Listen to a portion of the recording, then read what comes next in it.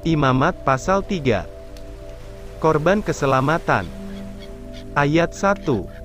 Jikalau persembahannya merupakan korban keselamatan, maka jikalau yang dipersembahkannya itu dari lembu, seekor jantan atau seekor betina, haruslah ia membawa yang tidak bercela ke hadapan Tuhan.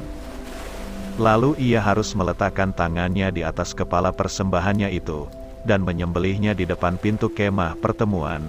Lalu anak-anak Harun imam-imam itu, haruslah menyiramkan darahnya pada mezbah sekelilingnya. Kemudian dari korban keselamatan itu, ia harus mempersembahkan lemak yang menyelubungi isi perut, dan segala lemak yang melekat pada isi perut itu, sebagai korban api-apian bagi Tuhan.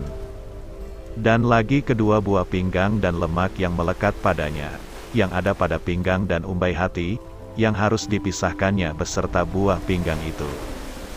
Anak-anak Harun harus membakarnya di atas mezbah, yakni di atas korban bakaran yang sedang dibakar di atas api, sebagai korban api-apian yang baunya menyenangkan bagi Tuhan.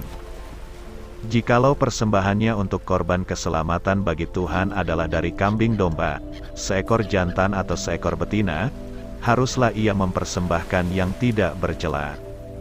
Jikalau ia mempersembahkan seekor domba sebagai persembahannya, ia harus membawanya ke hadapan Tuhan. Lalu ia harus meletakkan tangannya ke atas kepala persembahannya itu, dan menyembelihnya di depan kemah pertemuan. Lalu anak-anak Harun harus menyiramkan darahnya pada mezbah sekelilingnya.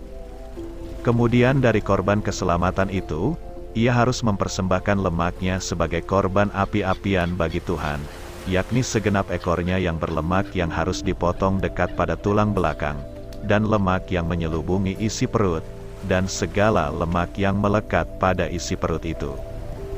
Dan lagi kedua buah pinggang dan lemak yang melekat padanya, yang ada pada pinggang dan umbai hati, yang harus dipisahkannya beserta buah pinggang itu.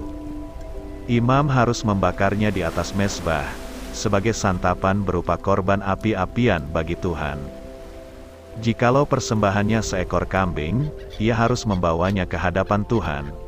Lalu ia harus meletakkan tangannya di atas kepala kambing itu, dan menyembelihnya di depan kemah pertemuan. Lalu anak-anak Harun harus menyiramkan darahnya pada mezbah sekelilingnya.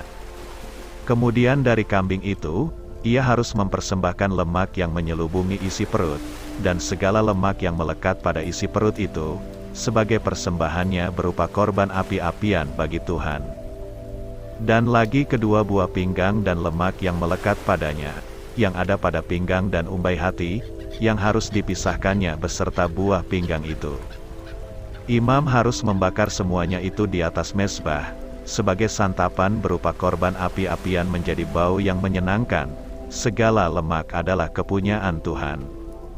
Inilah suatu ketetapan untuk selamanya bagi kamu turun-temurun di segala tempat kediamanmu. Janganlah sekali-kali kamu makan lemak dan darah.